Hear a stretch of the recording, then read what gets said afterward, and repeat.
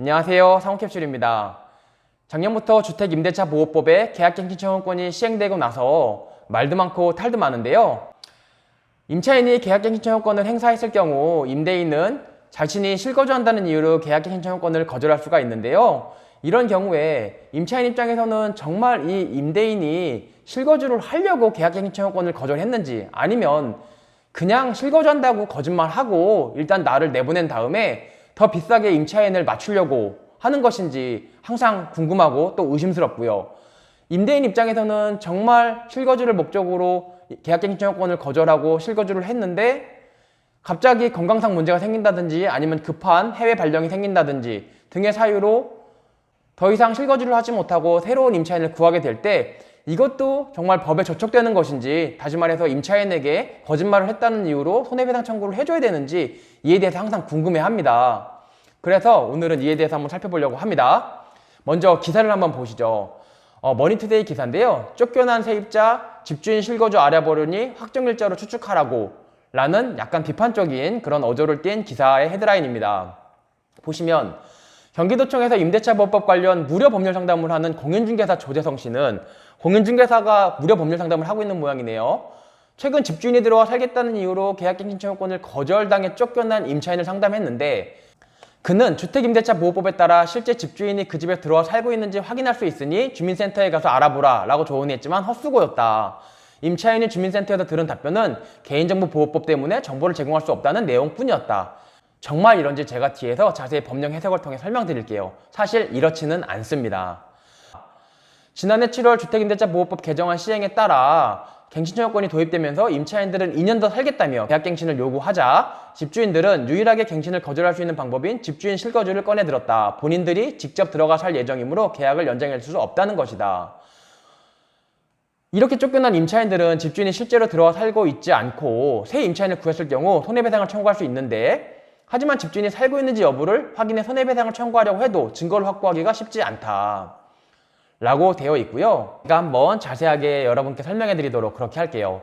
일단 계약갱신 청구권은 주택임대차보호법 제6조 2.3 1항에 규정되어 있습니다. 제6조에도 불구하고 임대인은 임차인이 6조 제1항 전단의 기간 이내, 이 전단의 기간이 임대차 계약 만료일로부터 2개월, 6개월까지입니다. 예컨대 21년 6월 15일에 임대차 계약이 만료되는 경우에는 5월 15일, 4월 15일, 3월 15일, 2월 15일, 1월 15일, 12월 15일, 20년 12월 15일부터 21년 4월 15일까지가 그 기간이 되겠습니다.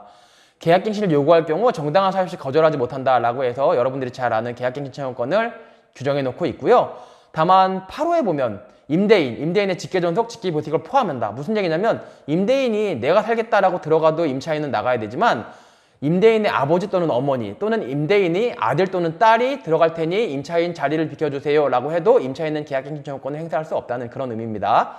임대인이 목적주택에 실제 거주하려는 경우, 다시 말해서 임대인 또는 임대인의 엄마 아빠, 임대인의 아들 딸이 들어가려는 경우에는 임차인은 나가야 된다. 이제 그렇게 규정되어 있는데요. 여기서 문제죠. 진짜 들어온다고 해서 방을 빼줬는데 실제로 들어와 살고 있는지를 확인할 길이 없다. 이것이 아까 본 신문기사의 비판의 요지죠. 임대인이 제1항 8호의 사유로, 다시 말해서 임대인의 엄마 또는 아빠, 임대인의 아들 또는 딸이 집에 들어갈 거다라는 사유로 갱신을 거절하였음에도 불구하고 갱신 요구가 거절되지 아니하였더라면 갱신되었을 기간이 만료되기 전에, 여기서 갱신 요구가 거절되지 아니하였더라면 갱신되었을 기간이 얼마일까요? 그거는 답이 여기 나와 있는데요.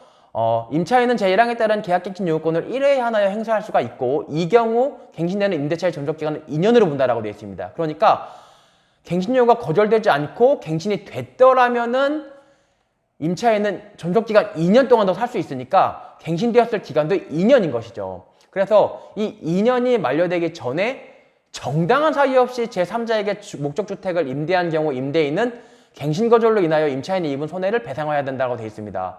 다시 말해서 임대차 기간이 21년 6월 15일까지인데 임대인이 부모님 또는 자식들이 들어간다는 이유로 임차인을 내보냈어요.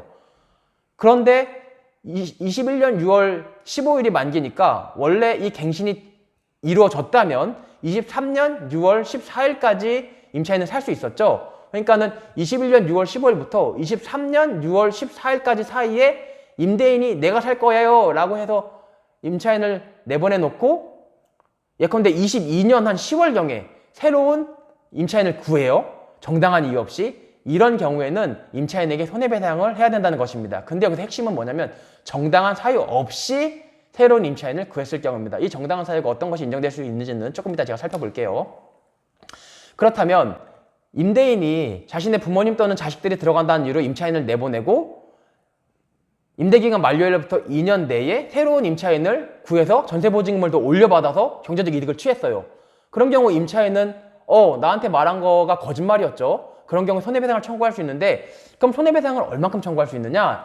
여기 답이 나와 있습니다. 제5항에 따른 손해배상은 거절 당시 당사자 간의 손해배상액의 예정에 관한 합의가 이루어지지 않는 한 다음 각호 금액 중 큰 금액으로 한다라고 되어 있는데 나가면서 당신이 나한테 거짓말하면 당신은 나한테 얼마 줘야 돼요? 손해배상으로? 라고 예정 합의를 하진 당연히 않겠죠. 그러니까 사실 손해배상 예정에 관한 합의가 이루어지는 경우는 거의 없다고 보면 되고요. 이 세 가지 중에서 가장 비싼 금액을 손해배상으로 청구할 수가 있는데요.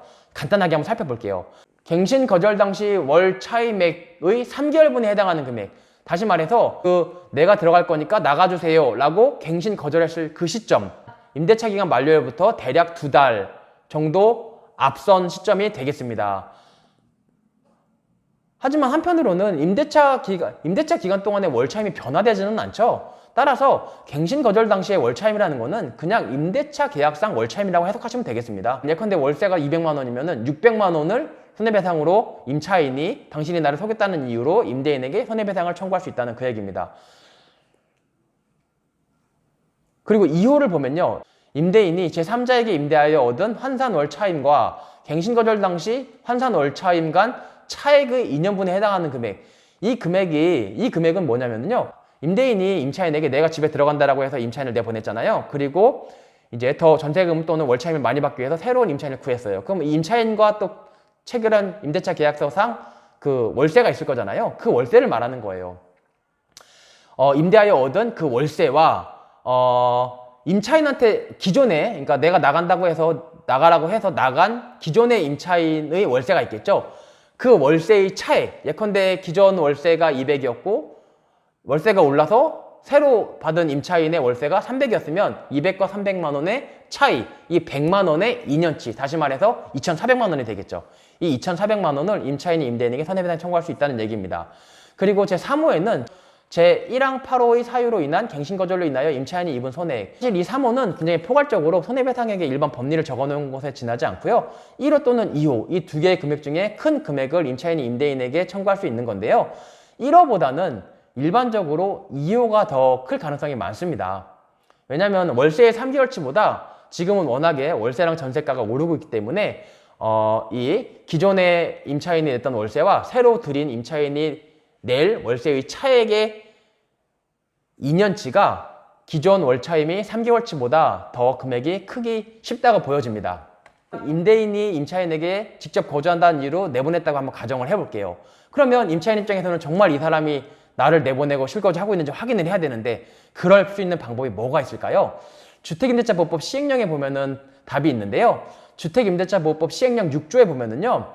5조 제1호 또는 5호에 해당하는 자는 법 3조의 6 제3항에 따라 확정일자 부여기관에 해당 임대차 계약에 관한 다음 각 호의 사항의 열람 또는 그 내용을 기록한 서면의 교부를 요청할 수 있다라고 되어 있습니다. 한 개씩 알기 쉽게 설명해 볼게요. 제5조 1호 또는 제5호라고 되어 있는데요. 제5조 제5호 한번 보죠. 제5조 제5호 제가 여기다 적어놨는데요. 법 제3조의 6 제3항에 따라 정보 제공을 요청할 수 있는 주택의 임대차에 이해관계가 있는 자는 법 다음 각 호의 어느 하나에 해당하는 자로 한다라고 되어 있고 제5호에 보면 법 제6조의 3 제1항 제8호의 사유로 계약의 갱신이 거절된 임대차 계약의 임차인이었던 자라고 되어 있습니다.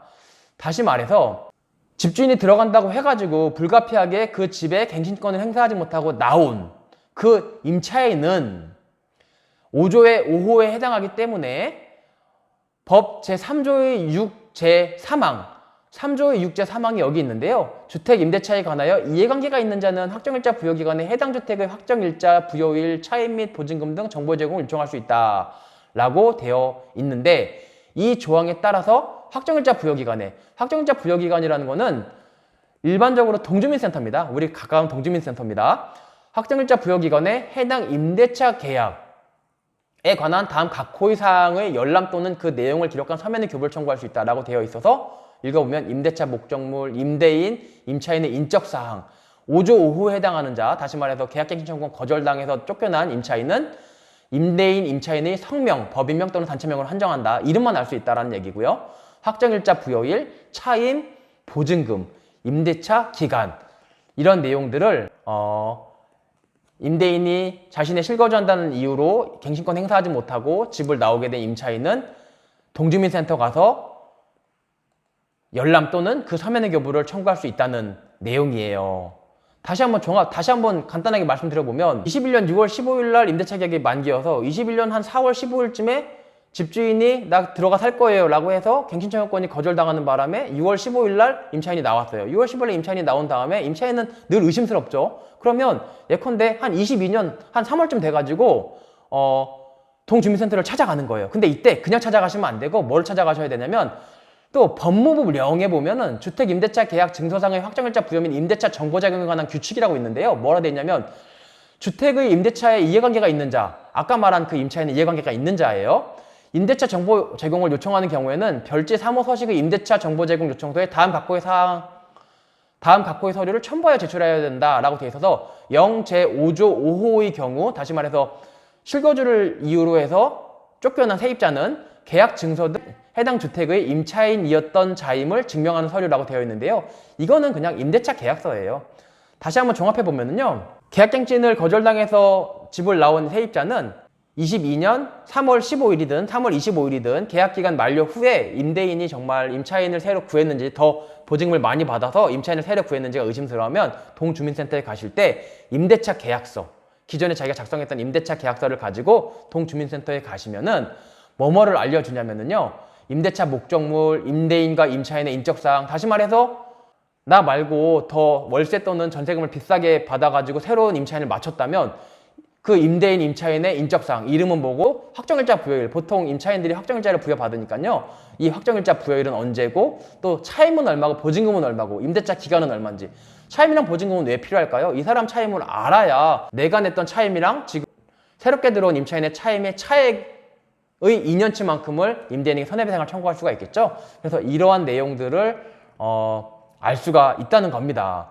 그러면 이런 건 잘 알겠는데, 임대인 입장에서는 정말 자기가 들어가 살 생각으로 임차인을 내보내고 들어가 살다가 예컨대 새집증후군이 너무 심하다든지, 또 새집증후군으로 인해서 연세가 좀 연로하신 분들 같은 경우 건강에 문제가 생겼다든지, 아니면 갑자기 해외 발령 또는 지방 발령이 나서 불가피하게 나가야 되는 경우, 그런 경우에 집을 공실로 둘 수는 없으니까 임차인을 구했어요. 그러면 이런 경우에까지도 임차인이 아까 말한 그런 절차를 통해 가지고 다 새로운 임차인을 구했는지를 확인해서 나한테 손해배상을 청구하면 나는 거기에 응할 수밖에 없느냐?